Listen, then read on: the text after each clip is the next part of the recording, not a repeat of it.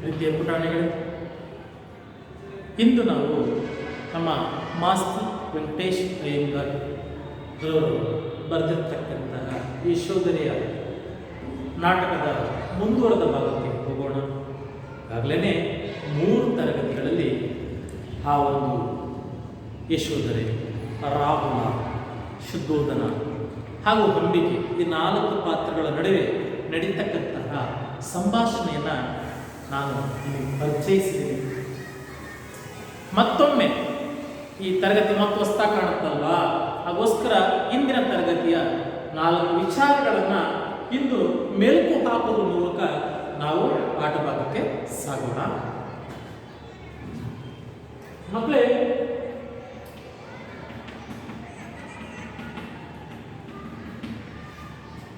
ನಮ್ಮ ಈ ನಾಟಕದಲ್ಲಿ ಬರುವ 4 ಪಾತ್ರಗಳಲ್ಲಿ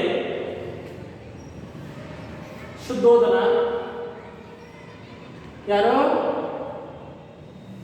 ಯಶೋಧರೆ, ರಾಹುಲ, ಅಂಬಿಕೆ. ಶುದ್ಧೋಧನ, ಯಶೋಧರೆ, ರಾಹುಲ, ಅಂಬಿಕೆ. ಪಾಪ ಶುದ್ಧೋಧನ ಈ ಮುಪ್ಪಿನ ಕಾಲದಲ್ಲಿ ಮಗನನ್ನ ಕಳಕೊಂಡಿರ್ತಕ್ಕಂತಹ ದುಃಖದಲ್ಲಿ ತೊಳಲ್ತಾ ಇದ್ರು ಕೂಡ ಈ ಒಂದು ಸೊಸೆಯನ್ನ, ಮೊಮ್ಮಗನನ್ನ ದುಃಖಕ್ಕೆ ಒಳಗಾಗದಂತೆ ನೋಡಿಕೊಳ್ಳಕ್ಕೆ ಪ್ರಯತ್ನಿಸ್ತಾ ಇದ್ದಾನೆ. ಈ ಅಂಬಿಕೆ ಆ ಒಂದು ಯಶೋಧರೆಯ ಆಪ್ತ ಪರಿಚಾರಕಿ ಅದನ್ನು ಸರಿ ಅರ್ಥ ಮಾಡ್ಕೊಳ್ಳಿ. ಪರಿಚಾರಕಿ ಅಂದ್ರೆ ಸೇವೆಯನ್ನು ಮಾಡ್ತಕ್ಕಂಥ ಸೇವಕಿ, ಆಪ್ತ ಸಹಾಯಕಿ.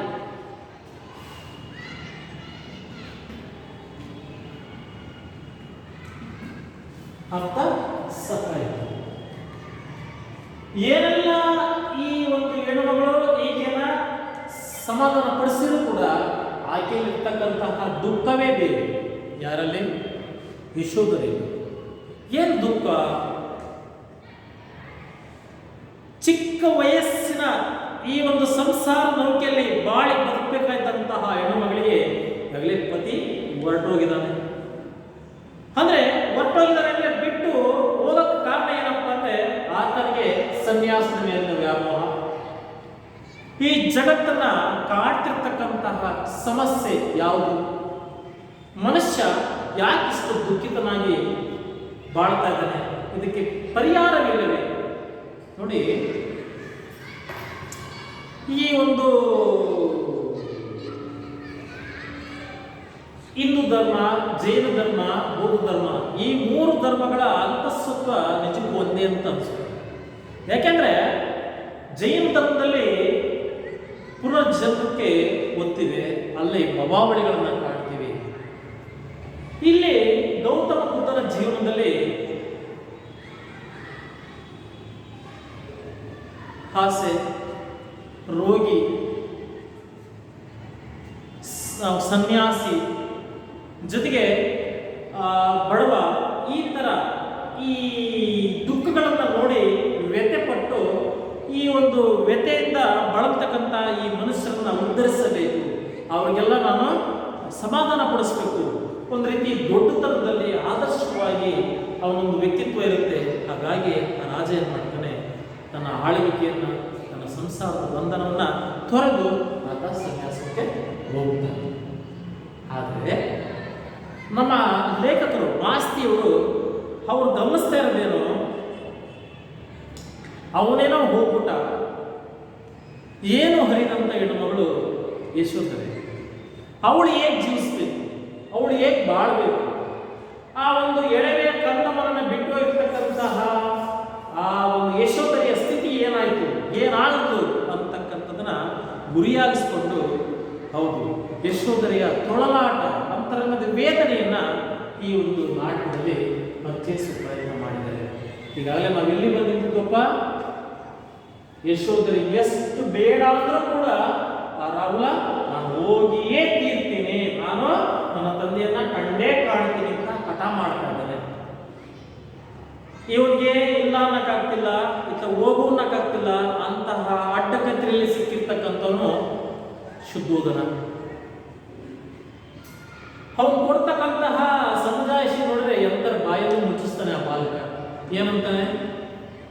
ನೀವು ನಿನ್ನ ಪತಿಯನ್ನ ನೋಡಿದ್ದೀರಿ, ಆದರೆ ಇದುವರೆಗೂ ನಾನು ನನ್ನ ತಂದೆಯ ಮುಖವನ್ನೇ ನೋಡಿಲ್ಲ. ಒಮ್ಮೆ ನಾನು ಅವರನ್ನು ನೋಡಬೇಕು, ಅವ್ರ ಜೊತೆ ಮಾತಾಡಬೇಕು, ಅವರ ಮನಸ್ಸನ್ನು ನೋಲಿಸಿ ಪುನಃ ನಿಮ್ಮನ್ನು ಬಂದು ಸೇರುವಂತೆ ಮಾಡಬೇಕು ಅನ್ನೋದೇ ನನ್ನ ಆಸೆ. ದಯವಿಟ್ಟು ನನ್ನ ಆಸೆಗೆ ತಡೆ ಒಡ್ಡಬೇಡಿ, ನನ್ನ ಕಳಿಸ್ಕೊಡಿ ಅಂತಕ್ಕಂಥದ್ದು ಆ ಒಂದು ಮಗುವಿನ ಪ್ರಾರ್ಥನೆ. ಇಂಥ ಒಂದು ಸಹಜ ಕುತೂಹಲದ, ಸಹಜ ಹಠ ಸ್ವಭಾವದ ಒಂದು ಮಾತುಗಳನ್ನು ಎಂಥರೂ ಕೂಡ ಅಯ್ಯೋ ಮಗು ಎಷ್ಟೊಂದು ಆಸೆ ಇದೆ, ಇವನ ಆಸೆಗೆ ನಾವು ಇಲ್ಲ ಅನ್ನಬಾರ್ದು ಅಂತ ಮನಸ್ಸು ಅಂತ ಇದೆ. ಆದರೆ ಎಲ್ಲಿ ನನ್ನ ಗಂಡನಂತೆ ಈ ಮಗನೂ ಕೂಡ ನನ್ನಿಂದ ದೂರ ಆಗ್ತಾನೋ ಎಂಬತಕ್ಕಂಥ ಭಯ ಅವಳು ಕಾಡ್ತಾ ಇದೆ. ಆ ಕಾಡ್ತಿರೋದಕ್ಕೆ ಕಾರಣ ಏನು? ಅವಳ ಕೆಟ್ಟ ಕನಸು. ಹಿಂದೆ 10 ವರ್ಷಗಳ ಹಿಂದೆ ಅವಳು ಕಂಡಂತ ಕನಸು ಕೂಡ ಇದೇ ಆಗಿತ್ತು, ಇವತ್ತು ಕೂಡ ಅದೇ ಆಗಿದೆ. ಹಾಗಾಗಿ ನನ್ನ ಗಂಡನಂತೆ ನನ್ನ ಮಗನೂ ನನ್ನಿಂದ ದೂರ ಆಗ್ತಾನೆ, ಅವನನ್ನು ಕಳ್ಕೊಂಡ ನಾನು ಒಟ್ಟಿತನದ ಬಾಳನ್ನು ಬಾಳಬೇಕಾಗ್ತದೆ ಅಂತಕ್ಕಂಥ ಭಯದಿಂದ ಅವಳು ಇದಕ್ಕೆ ಬೇಡ ಅಂತ. ಕೊನೆಗೆ ಅವನ ಹಠವೇ ಗೆಲ್ಲಲು ಕಾಣ್ತಾ ಇದೆ. ಅಲ್ಲಿ ಬಂದು ನಾವು ನಿಂತಿದ್ದು. ಈಗ ಅಲ್ಲಿರ್ತಕ್ಕಂಥ 5 ಪದಗಳನ್ನ ಪರಿಚಯಿಸ್ಕೊಳ್ಳೋಣ. ಪರಿಚಯಿಸ್ಕೊಂಡು ನಾವು ಮುಂದುವರೆದ ಪಾಠಕ್ಕೆ ಹೋಗೋಣ. ವೃಂದ ಅಂದ್ರೆ ವೃಂದ ಸಮೂಹ.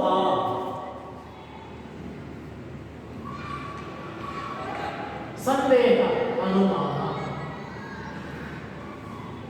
ಸತಿ ಹೆಂಡತಿ ಪತ್ನಿ. ಸಲವು ಕಾಪಾಡು. ಸುತೆ ಮಗಳು. ಹಾಗಾದ್ರೆ ಸುತ, ಸುತೇನ ಮಗಳು, ಸುತ ಅಂದ್ರೆ ಮಗ.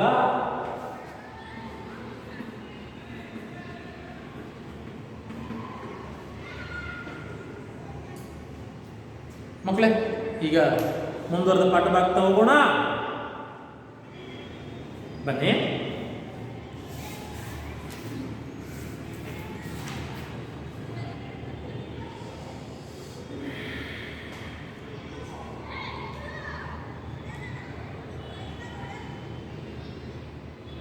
ಅಮ್ಮಾಜಿ, ನಾ ಬರುವೆನೋ ಇಲ್ಲವೋ ಎಂದು ನಿನಗೆ ಭಯವೇ ಹೋದಾಗಿ ನನ್ನ ಜೊತೆಯಲ್ಲಿ ನಮ್ಮ ಅಂಬಿಕೆಗಳು ಅಮ್ಮ, ನಾವಿಬ್ಬರು ಹೋಗಿ ಅಣ್ಣನನ್ನ ಕರೆದೆವಮ್ಮ. ಒಪ್ಪಮ್ಮ. ಅಮ್ಮ, ನಿನಗೆ ಭಯ ಆಯ್ತಲ್ವ ನಾನು ಕಳಿಸ್ಕೊಡಕ್ಕೆ? ಭಯಪಡ, ನನ್ನ ಜೊತೆ ಅಂಬಿಕೆ ಕಳಿಸು. ಆವಾಗೇನೋ ನಾವು ಹೋಗ್ತೀವಿ, ಅಣ್ಣನನ್ನ ಕರೆತರ್ತೀವಿ. ನಿನಗೆ ಅನುಮಾನನೇ ಬೇಡ, ನಾನು ಬಂದೇ ಬರ್ತೀನಿ. ಅದಕ್ಕೋಸ್ಕರ ನನ್ನ ಗ್ಯಾರಂಟಿಗೋಸ್ಕರ ನನ್ನ ಅಂಬಿಕೆ ಕಳಿಸು. ರಾಜ, ಅಂಬಿಕೆ, ಸ್ವಾಮಿ, ಬಾಲನಾಡಿನ ಮಾತು ಕೇಳಿದೆಯೇ? ಏನೆಂಬೆ? ಆ ಹುಡುಗ ಆಡ್ತಕ್ಕಂಥ ಮಾತನ್ನು ಕೇಳಿದ ತಾಯಿ ಏನಂತ ಇದಕ್ಕೆ? ಅಂಬಿಕೆ ಕೇಳಿದೆ ಅಮ್ಮಾಜಿ. ಭಯಪಡುತ್ತಲಿಹರು ತಾವರಿಯದಿಗದೇನುಂಟು. ಆ ಹುಡುಗ ಹೇಳ್ತಾನೆ, ಆದರೆ ದೊಡ್ಡವರು ನಿಮಗೆ ತಿಳಿದಿರತಕ್ಕಂಥದ್ದು ಯಾವುದಿದೆ? ನಾನು ಏನು ಮಾಡಬೇಕು ನನಗೆ ಗೊತ್ತಾಗ್ತದೆ, ನೀವು ಹೆಂಗೆ ಹೇಳ್ತೀರೋ ಹಾಗೆ. ರಾಜ, ಅಮ್ಮಾಜಿ ಏನಂತೆ? ಅಂಬಿಕೆ ಜೊತೆಯಲ್ಲಿ ರಾಹವನ್ನು ಕಳಿಸಲು ಧೈರ್ಯವಾಗಿರಬಹುದು, ಏನೇ ಹೇಳಿವೆ? ಆಯ್ತು ಯಶೋಧರೇ, ಭಯಪಡ. ಈಗ ಅಂಬಿಕೆ ನಾವು ಹೆಂಗೆ ಹೇಳ್ತೀವೋ ಅಂತ ಕೇಳಕ್ಕೆ ಸಿದ್ಧವಿದೆ. ಹಾಗೋಸ್ಕರ ಆಕೆ ಜೊತೆಗೆ ಕಳಿಸ್ಕೊಟ್ಬಿಡೋಣ. ಇದಕ್ಕೆ ನಿನ್ನ ಒಪ್ಪಂದ ಇದೆಯೇ? ನಿನ್ನ ಅನುಮತಿ ಇದೆಯೇ? ನಿನ್ನ ಸಮ್ಮತಿ ಇದೆಯೇ? ಯಶೋಧರೆ, ನನಗೆ ಯಾವುದು ತೋಚದಿದೆ. ಅವರ ನೋಡುವ ಪುಣ್ಯ ನನ್ನ ಈ ಕಣ್ಣುಗಳಿಗೆ ಇರುವುದೋ ಇಲ್ಲವೋ ನಾನವೇ. ಬಾಲಕನು ತನ್ನ ತಂದೆ ನೋಡಬೇಕೆಂದು ಆಶಿಸಲು ಬೇಡವೆನ್ನುವುದು ಸರಿಯೇ ಎಂದು ಆಂತರ್ಯ ಸಂದೇಹದೊಳಗಿರುವುದು. ಕಳುವುದು ಸರಿ ಎಂದು ನಿಮಗೆ ತೋರಿದರೆ ಕಳಹಿರಿ, ಬೇಡವೇನೆ ನಾನು. ಆಕೆ ದುಃಖ ಹಾಕಿದೆ. ಅವ್ರನ್ನ ನೋಡ್ತಕ್ಕಂತಹ ಪುಣ್ಯ ನನ್ನ ಕಣ್ಣಿಗೆ ಇತ್ತೋ ಇಲ್ವೋ ನಂಗೆ ಗೊತ್ತಿಲ್ಲ. ಹೋಗ್ಲಿ, ಕೊನೆಯವರು ನನ್ನ ನೋಡದಲ್ಲೇ ಇದ್ದು ಇರ್ಬೋದು. ಆದರೆ ಈ ಹುಡುಗ ಆತನ ತಂದೆ ನೋಡಬೇಕು ಅಂತಕ್ಕಂಥ ಬೈಕನ್ನು ತಪ್ಪಿಸಕ್ಕೆ ನನ್ನ ಮನಸ್ಸು ಯಾಕೋ ಹೋಗ್ತಿಲ್ಲ. ಅದೇ ಸಂದೇಹದಲ್ಲಿ ನಾನು ಕೋರ್ತಾ ಇದ್ದೀನಿ. ನನಗೇನು ತೋಚ್ತಾ ಇದೆ, ನಿಮಗೆ ಹೆಂಗೆ ತೋಚುತ್ತೋ ಹಾಗೆ ಮಾಡಿ.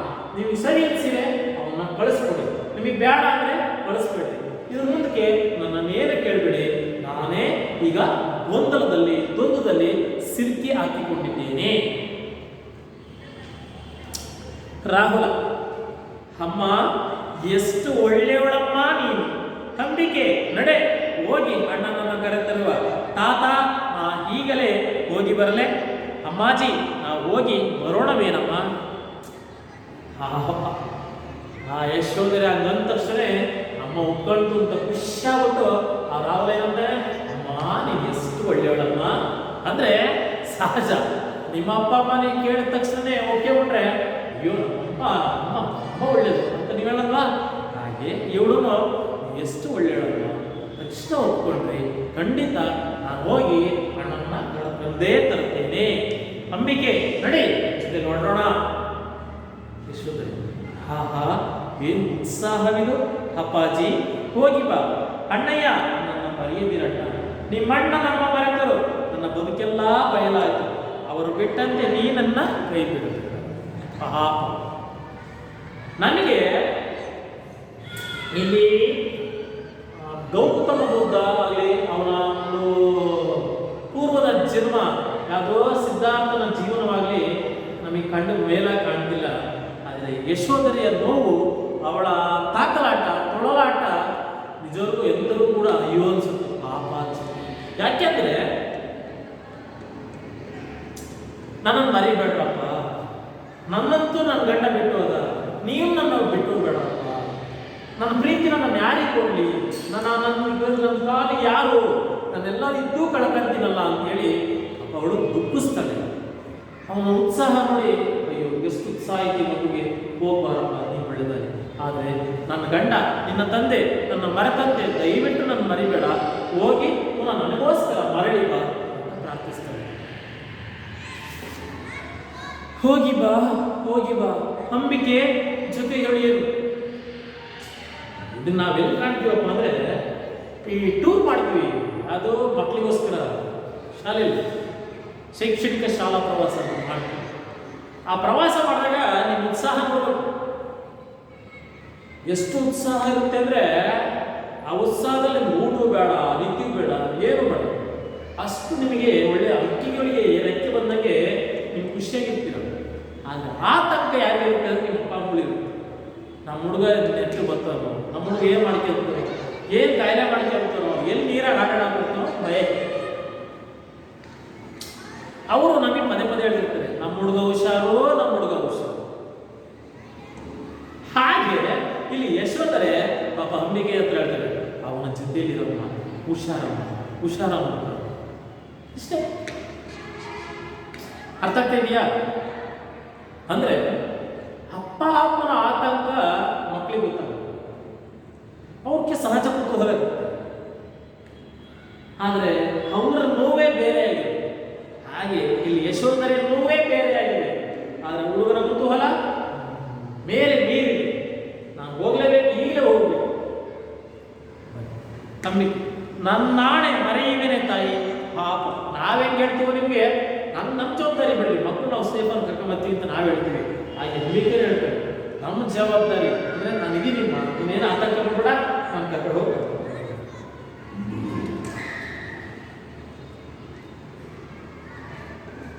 ಯಶೋಧರೆ, ಮರೆತರೂ ತಪ್ಪಲ್ಲ, ಅದು ನನ್ನ ವಿಧಿಯೇ. ಪಾಪ ಅವಳು ಹೇಳ್ತಾರೆ, ನನ್ನ ವಿಧಿ, ಹಣೆ ಬರಹ. ಆದರೆ ನಾನು ಹುಟ್ಟಿರದೇ ದುಃಖದಲ್ಲಿ, ನನ್ನ ಹಣೆ ಬರನೇ ಇಷ್ಟ. ನೀವು ತಾನೇ ಏನು ಮಾಡ್ತೀವಿ, ಹಿಂಗೆ ತಂದು ಆಗಲಿ ಹೋಗ್ಬರೋ ಅದು ಮುಂದು ಕಳಿಸ್ಕೊಡ್ತಾರೆ. ಮರೆತರೂ ತಪ್ಪಲ್ಲ, ಅದು ನನ್ನ ವಿಧಿಯೇ. ರಾಜ, ನಿನ್ನ ವಿಧಿ ಕೆಟ್ಟದೆಂದೆಣಿಸದಿರು ಅಮ್ಮಾಜಿ. ನಿನ್ನ ಅರಸನೀಗ ಲೋಕಕ್ಕೆ ಪೂಜ್ಯ ನೆನೆಸಿದನು. ರಾಜ್ಯವಾಳುವುದೆಂಬ ಕಿರಿಯ ಹಿರಿಮೆಯೇನು, ಜಗದ ಜೀವಗಳ ಉದ್ದರಿಪ ಹಿರಿಮೆಯೇನು. ಅಳವಟ್ಟು ರಾಜ ಅಧಿರಾಜ ವೃಂದಗಳಿಂದ ಓಲೈಸಿಕೊಳ್ಳುತ್ತಾ ಚಕ್ರಾಧಿಪತಿಯಂತೆ ನಿಂದಿಹ. ಪಾಪ ಅದು ಹೆಣ್ಣನ್ನು ಸಮಾಧಾನ ಮಾಡ್ತಾರೆ. ನಿನ್ನ ವಿಧಿ ನಿನ್ನ ಹಣೆ ಬರ ಕೆಟ್ಟದು ಎಂದು ಎಣಿಸದಿರು. ಯಾಕಮ್ಮ, ಯಾಕೆ ಇಷ್ಟೊಂದು ಯೋಚನೆ ಮಾಡ್ತೀವಿ? ನಿಂದೇನಾಗಿದೆ? ನಿಜ, ನನ್ನ ಗಂಡ ಇವತ್ತು ನಿನ್ನ ಜೊತೆಲಿಲ್ಲ, ಆದರೆ ಇಡೀ ಲೋಕಕ್ಕೆ ನಿನ್ನ ಗಂಡ ಗೊತ್ತು. ಹೇಗೆ? ಎಷ್ಟೋ ಜನರ ದುಃಖವನ್ನ ಕಣ್ಣನ್ನು ಒರೆಸ್ತಕ್ಕಂತಹ ಅವನು ಎಷ್ಟು ಎತ್ತರದಲ್ಲಿದ್ದಾನೆ. ಎಲ್ಲ ರಾಜರು, ಎಲ್ಲ ಚಕ್ರವರ್ತಿಗಳಿಂದಲೂ ವಂದನೆಗಳನ್ನ, ಗೌರವವನ್ನು ಸ್ವೀಕರಿಸ್ತಕ್ಕಂಥ ತುಂಬ ಎತ್ತರದಲ್ಲಿ ನಿಂತಿರ್ತಕ್ಕಂಥವ್ನು ನಿನ್ನ ಗಂಡ. ಅಂಥದ್ರಲ್ಲಿ ನೀನು ಯಾಕೆ ನನ್ನ ಕೆಟ್ಟ ಹಣೆ ಬರಹ ಅಂತ ನೀನು ತಿಳ್ಕೊಳ್ತೀಯಾ? ನಿನ್ನ ವಿಧಿ ಕೆಟ್ಟದೆಂದು ಎಣಿಸದಿರು ಅಮ್ಮಾಜಿ. ನಿನ್ನ ಅರಸನಿಗ ಲೋಕಕ್ಕೆ ಪೂಜ್ಯ ನೆನೆಸಿರು. ಲೋಕಕ್ಕೆ ಪೂಜ್ಯ ಅಂದ್ರೆ ಪೂಜ್ಯ ದೈವ, ಇಡೀ ಲೋಕಕ್ಕೆ ಅವನು ದೇವರಾಗಿದ್ದಾನೆ. ಅಂತ ನಿನ್ನ ಗಂಡ ಇತಿಹಾಸದಲ್ಲಿ ನೀನು ಉಳಿತೀಯ. ಹಾಗಾಗಿ ಚಿಂತೆ ಮಾಡಬೇಡ.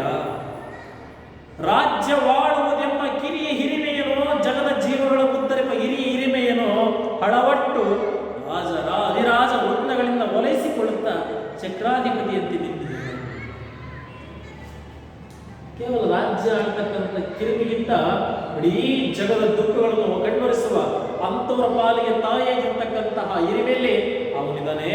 ಎಲ್ಲ ರಾಜಗಳಿಂದ ಗೌರವವನ್ನು ಸ್ವೀಕರಿಸ್ತಕ್ಕಂಥದ್ದ ಅಂತರಂಗದ ದೊರೆಯಾಗಿದ್ದಾನೆ. ಅಂಥವನ್ನ ಗಂಡ ಎಂತಿಯಾಗಿ ನೀನಿದೆಯಾ? ಯಾಕೆ ನೀನು ಅಂದ್ಕೊಳ್ತೀಯಾ? ಹೇಗೆ ಚಿಂತಿಸುವೆ?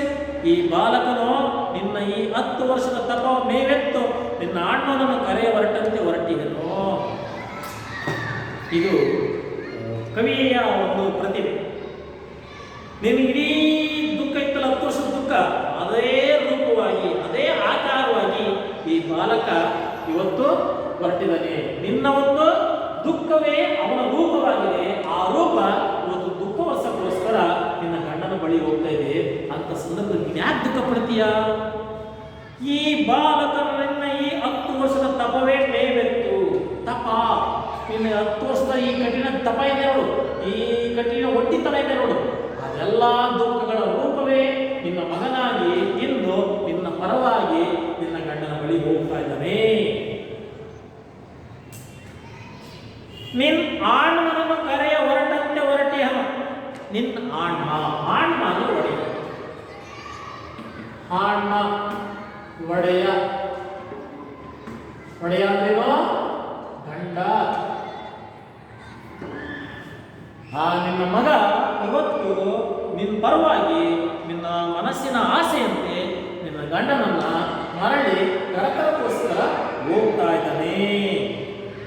ವಿಧಿಯ ಹರಿತು ನಡೆವ ಹವನದಲ್ಲಿ ಉದ್ಗಾತ್ರಗಳು ಸ್ವರ ಹಿಡಿದು ಸೊಗಸಾಗಿ ನುಡಿದ ಶಕ್ತಿ ಮಂತ್ರ ದೇವರನ್ನು ತರುವಂತೆ ನಮ್ಮ ಈ ಬಾಲಕನು ಸಿದ್ಧಾರ್ಥನನ್ನು ಬಿಡದೆ ತಂದೆ ತನು.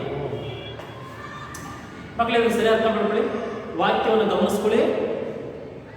ವಿಧಿ ಹರಿತು ನಡೆವ ಅವನದಲ್ಲಿ ಉದ್ಗಾತ್ರಗಳು ಸ್ವರ ಹಿಡಿದು ಸೊಗಸಾಗಿ ನುಡಿದ ಶಕ್ತಿಯ ಮಂತ್ರ ದೇವರನ್ನು ತರುವಂತೆ. ಈ ವಾಕ್ಯ ಅರ್ಥ ಮಾಡ್ಕೋಬೇಕು. ಉದ್ಗಾತ್ರು ಅಂದ್ರೆ ಸಾಮಗಾನನ್ನ ಆಡ್ತಕ್ಕಂಥ.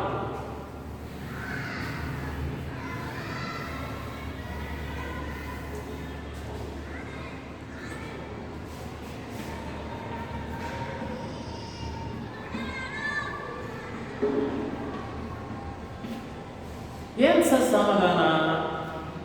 ಈಗ ಈ ಲೋಕ ಕಲ್ಯಾಣಕ್ಕೋಸ್ಕರ ದೇವಸ್ಥಾನಗಳಲ್ಲಿ, ಕೆಲವು ಮಠಗಳಲ್ಲಿ ಹೋಮ ಹವನವನ್ನು ಕೈಗೊಳ್ಳುತ್ತೆ. ಯಾವುದಾರ ಒಂದು ದುಷ್ಟಶಕ್ತಿಯೋ, ಒಂದು ಕೆಟ್ಟ ರೋಗವೋ, ಒಂದು ಪೀಡೆಯೋ ತೊಲಗೋಸ್ಕರ ಒಂದು ಹೋಮ ಹವನವನ್ನು ಮಾಡ್ತಾರೆ. ಆ ಹೋಮ ಹವನವನ್ನು ಮಾಡೋ ಉದ್ದೇಶ ಏನಪ್ಪ ಅಂದರೆ, ಆ ಉದ್ಗಾತ್ರು ಸಾಮಗಾನ, ಆ ಪುರೋಹಿತ ಆ ಒಂದು ವೇದ ಮಂತ್ರಗಳನ್ನು ಉದ್ಗರಿಸತಕ್ಕಂತಹ ಪುರೋಹಿತ ಆ ಒಂದು ಹವನದ ಮೂಲಕ, ಹೋಮದ ಮೂಲಕ ದೇವರನ್ನ ಕರೆತರತಕ್ಕಂಥ ಪ್ರಯತ್ನವನ್ನು ಮಾಡ್ತಾರೆ. ಹಾಗೆ ನಿನ್ನ ಮಗನು ನಿನ್ನ ಬಯಕೆಯಂತೆ ನಿನ್ನ ಒಂದು ದುಃಖವನ್ನ ಅರಿತು ಇವತ್ತು ಆ ಒಂದು ನಿನ್ನ ಒಂದು ಗಂಡನನ್ನ ಮರಳಿ ಕರೆತರ್ತಕ್ಕಂಥ ಪ್ರಯತ್ನವನ್ನ ಮಾಡ್ತಾ ಇದ್ದಾನೆ. ಸ್ವರ ಹಿಡಿದು ಸೊಗಸಾಗಿ ನುಡಿದ ಶಕ್ತಿಯ ಮಂತ್ರ ದೇವರನ್ನು ತರುವಂತೆ.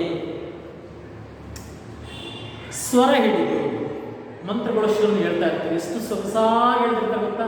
ಆ ಸೊಗಸಾಗಿ ಆ ಒಂದು ಮಂತ್ರಗಳ ಶಕ್ತಿಯಿಂದ ದೇವರನ್ನ ಕರೆತರ್ತಕ್ಕಂತಹ ದೈವದ ಬಲವನ್ನ ಕರೆತರ್ತಕ್ಕಂಥ ಪ್ರಯತ್ನ ಮಾಡ್ತಾರೆ.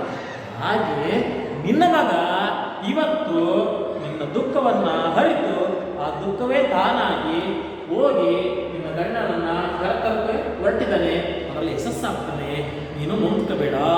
ಸ್ವರ ಹಿಡಿದು ಸೊಗಸಾಗಿ ನುಡಿದ ಶಕ್ತಿಯ ಮಂತ್ರ ದೇವರನ್ನು ತರುವಂತೆ ನಮ್ಮ ಈ ಬಾಲಕರು ನಮ್ಮ ಸಿದ್ಧಾರ್ಥನನ್ನು ಬಿಡದೆ ತಂದೆ ತಗನು.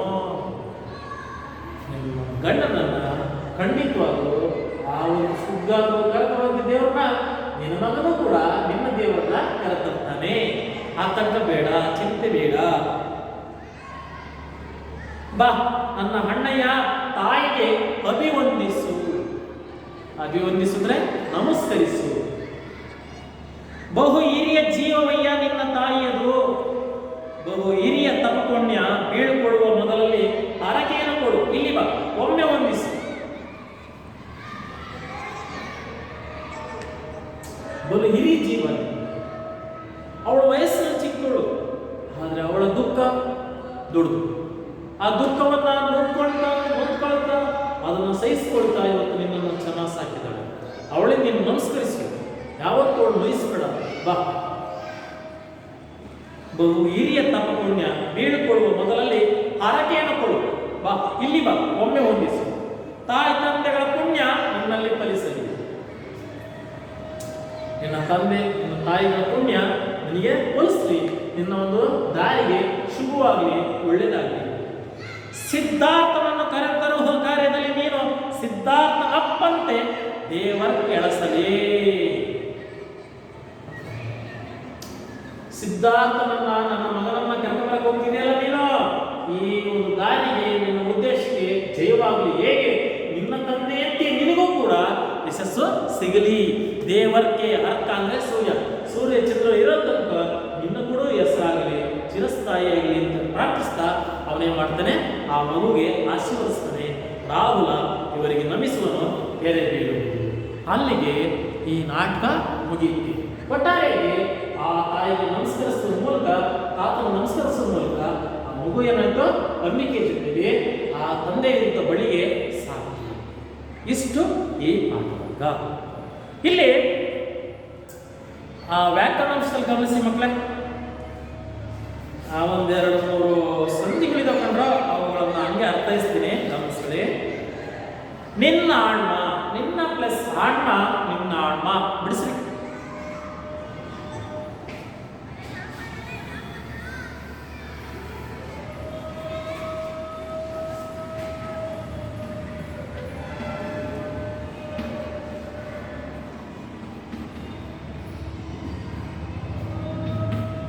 ನಿನ್ನ ಹಾ ಇದೆ, ಉತ್ತರ ಪದದಲ್ಲೂ ಹಾ ಇದೆ. ಸ್ವರಗಳು ಬಂದು ಸಂಧಿಯಾಗಿರ್ತಕ್ಕಂಥ ಅಂದ್ರೆ ಜೋಡಿ ವರ್ಣಗಳು, ಸವರ್ಣ ಸ್ವರಗಳು ಅಂದ್ರೆ ಅ, ಆ, ಇ, ಉ, ಉ. ಈ ಸವರ್ಣ ಸ್ವರಗಳು ಒಂದಕ್ಕೊಂದು ಪರವಾದಾಗ ಆ ಸ್ವರ್ಣದ ದೀರ್ಘ ಸ್ವರಗಳು ಪರವಾಗಿ ಬರುವುದಕ್ಕೆ ಸಂಬಂಧಿತ ಸಂಧಿ ಅಂತ ಕರಿತೀವಿ. ನಿನ್ನ ಪ್ಲಸ್ ಆಣ್ಮ, ನಿನ್ನಾಣ್ಮ, ಇದು ಸವರ್ಣ ದೀರ್ಘ ಸಂಧಿ.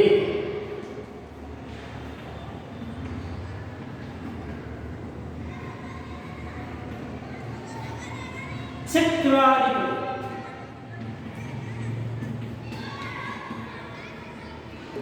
ಇದು ನೀವು ಬಿಡಿಸೋದು. ಚಕ್ರ ಇಲ್ಲಿ ಕೂಡ ಹಾ ಇದೆ. ಅಧಿಪತಿ ಚಕ್ರ ಕ ಹ, ಅಧಿಪತಿ ಹ. ಇಲ್ಲೂ ಕೂಡ ಸವರ್ಣಗಳು. ಸ ವರ್ಣ, ಸ ಅಂದ್ರೆ ಜೋಡಿ ವರ್ಣಗಳು. ವರ್ಣಮಾಲೆಯಲ್ಲಿ ಸ್ವರಗಳಲ್ಲಿ ಜೋಡಿ ವರ್ಣಗಳು ಸಿಗ್ತವೆ. ಅ, ಆ, ಇ, ಉ, ಓ, ಎ, ಒ, ಓ. ಈ 5 ಕೂಡ ಸವರ್ಣ ಸ್ವರಗಳು. ಅಲ್ಲಿ ಹಾಗೆ ಒಂದಕ್ಕೊಂದು ಪರವಾದ್ರೆ ಇಲ್ಲಿ ಪೂರ್ವಪದದ ಕೊನೆಯಲ್ಲಿ, ಉತ್ತರ ಪದದ ಆದಿಯಲ್ಲಿ. ಇಲ್ಲಿ ಎರಡೂ ಕೂಡ ಪರವಾದ್ರೆ ಆ ಒಂದು ವರ್ಣದ ದೀರ್ಘ ಸ್ವರವು ಪರವಾಗಿ ಬರುತ್ತೆ, ಎಲ್ಲೇ ಸೇರ್ಕೊಂಡಾಗ. ಅದೇ ರೀತಿ ಚಕ್ರನ ಅಥವಾ ಹಾ ಇದೆ, ಅಧಿಪತಿ ಅಥವಾ ಹಾ ಇದೆ, ಆ ಇವು ಕೂಡ ಸೇರ್ಕೊಂಡಾಗ ಆ ವರ್ಣದ ದೀರ್ಘ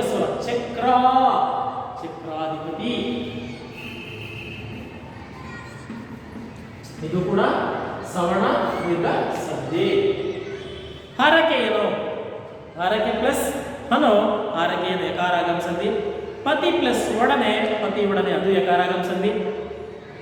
ಇಂದಳುತ, ಇಂದು ಪ್ಲಸ್ ಅಳುತ, ಇಂದಳುತ ಲೋಪ ಸಂಧಿ.